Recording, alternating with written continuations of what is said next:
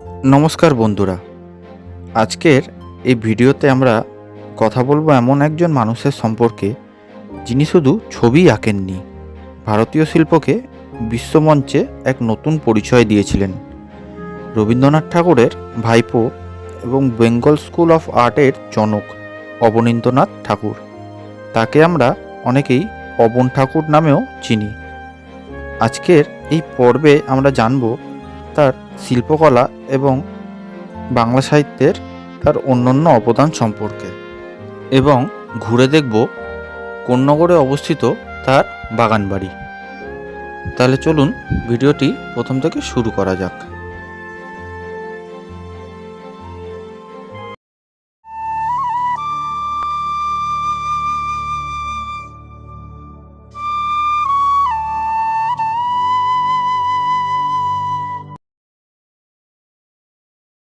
হাওড়া থেকে মেনলাইনগামী যে কোনো ট্রেন ধরে চলে আসুন কোন্নগর স্টেশন। সেখান থেকে টোটো করে 10 টাকার বিনিময়ে চলে আসুন অবনীন্দ্রনাথ ঠাকুরের বাগানবাড়ি।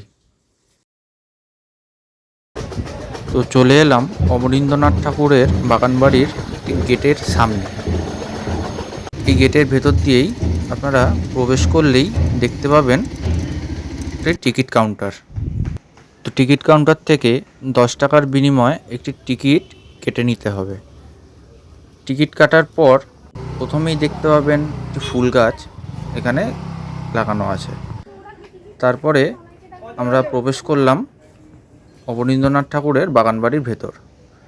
বাগানবাড়ির ভেতরেই ঠিক এরকম একটি সুন্দর গেট দেখতে পাবেন, এবং দেখে নেবেন যে এই বাগানবাড়ির কিছু নিয়মাবলী। আপনারা ভিডিওটি পজ করেও দেখে নিতে পারেন। বাগানবাড়ির নিয়মাবলী দেখার পরেই আপনাদের ঠিক চোখে পড়বে একটি পালকি। সপ্তাহের প্রত্যেক দিনই সকাল 10টা থেকে বিকেল 5টা অবধি এই বাগানবাড়ি খোলা থাকে। আর হ্যাঁ, আপনারা যদি নিজেদের গাড়ি করে আসেন তাহলে সাইকেল ভাড়া হলো 5 টাকা, বাইক ভাড়া হলো 20 টাকা, এবং আপনারা যদি 4 চাকায় আসেন তাহলে তার ভাড়া হবে 50 টাকা করে। কিছু দূর গিয়েই দেখতে পেলাম একটি বিশাল পুরনো এবং বড় বটগাছ। সেই বটগাছে বিষধর সাপের একটি বোর্ড লাগানো আছে। ঠিক তার পাশেই দেখতে পাবেন একটি কুঁড়েঘর। ওই কুঁড়েঘরের মধ্যে রাখা আছে অবনীন্দ্রনাথ ঠাকুরের একটি মূর্তি, এবং কুঁড়েঘরটি খুব সুন্দরভাবে আঁকা আছে। অবনীন্দ্রনাথ ঠাকুর জন্মগ্রহণ করেছিলেন 1871 সালের 7ই আগস্ট কলকাতার জোড়াসাঁকোর বিখ্যাত ঠাকুর পরিবারে। তার পিতা ছিলেন গুণেন্দ্রনাথ ঠাকুর এবং মাতা ছিলেন সৌদামিনী দেবী। ঠাকুরবাড়ির শিল্পমগ্ন পরিবেশেই তার বেড়ে ওঠা। অবনীন্দ্রনাথ ঠাকুর সাহেবিয়ান বা পাশ্চাত্য শিল্পরীতির পরিবর্তে ভারতীয় শিল্পধারার পুনর্জাগরণ ঘটান। তিনি বেঙ্গল স্কুল অফ আর্ট প্রতিষ্ঠা করেন। তার আঁকা প্যাস্টেল, ওয়াটার কালার এবং লাইফস্টাইল কাজ আজও অনন্য। 1870 সালে 12 একর জমির ওপর তার পিতা গুণেন্দ্রনাথ ঠাকুর নির্মাণ করেন এই বাগানবাড়িটি। এটি ছিল অবনীন্দ্রনাথ ঠাকুরের শৈশবের স্মৃতিবিজড়িত স্থান, যেখানে তিনি প্রকৃতির মাঝে ছবি আঁকা শুরু করেছিলেন। বর্তমানে কোন্নগর পৌরসভা কর্তৃক পুনরুদ্ধারকৃত এই হেরিটেজ সাইটটি পর্যটকদের জন্য একটি শান্তিনিকেতন সদৃশ পর্যটন কেন্দ্র। 1944 সালে রচিত তার স্মৃতিচারণমূলক গ্রন্থ জোড়াসাঁকোর ধারে এই বাড়ির উল্লেখও পাওয়া যায়। জানা যায় তিনি এখানেই জীবনের প্রথম কুঁড়েঘর আঁকতে শিখেছিলেন। এখন ভেতরে ঢুকলাম অবনীন্দ্রনাথ ঠাকুরের ছবি আঁকার একটি ঘরে, যেখানেই দেখতে পাবেন অবনীন্দ্রনাথ ঠাকুরের সাংস্কৃতিক মঞ্চ এবং দেওয়ালে ওনার আঁকা অনেক ছবি।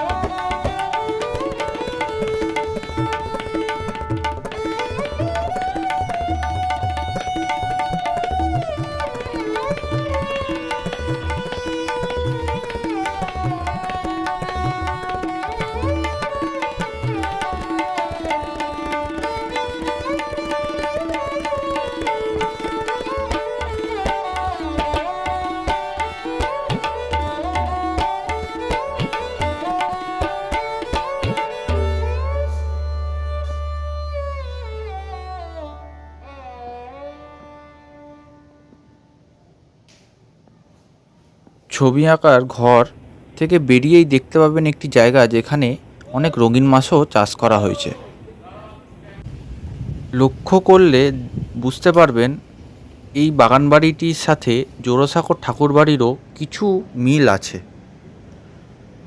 এবার প্রবেশ করলাম বাগানবাড়ির গ্রন্থাগারে, যেখানে দেখতে পাবেন নানান ধরনের বই এখানে উপস্থিত আছে। শুধু ছবি আঁকাই নয়, অবনীন্দ্রনাথ ঠাকুর বাংলা শিশু সাহিত্যের এক অমূল্য রত্ন। ক্ষীরের পুতুল, রাজকাহিনী, বুড়ো আংলা, নালক, তার লেখা এই বইগুলো না পড়লে শৈশব অসম্পূর্ণ থেকে যায়।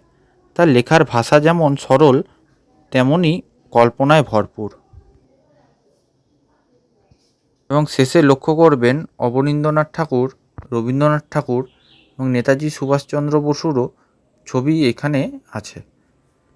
1941 সাল থেকে 1945 সাল পর্যন্ত তিনি শান্তিনিকেতনের বিশ্বভারতীর আচার্য হিসেবেও তিনি দায়িত্ব পালন করেছেন। 1951 সালের 5ই ডিসেম্বর কলকাতায় এই মহান শিল্পীর জীবনাবসান হয়। দীর্ঘকাল অযত্নে থাকার পর কোন্নগর পৌরসভা এবং পশ্চিমবঙ্গ হেরিটেজ কমিশন 2007 সালে 28শে মে এটিকে হেরিটেজ সাইট হিসাবে ঘোষণা করেন এবং বর্তমানে এটি চমৎকারভাবে পুনরুদ্ধার ও রক্ষণাবেক্ষণও করা হয়েছে। ভিডিওটি কেমন লাগলো অবশ্যই কমেন্টে জানাবেন, আর ভিডিওটি বেশি ভালো লাগলে অনেক শেয়ার করবেন এবং চ্যানেলটি সাবস্ক্রাইব করবেন। তো দেখা হচ্ছে পরের ভিডিওয়ে। আজকের জন্য তাহলে টাটা।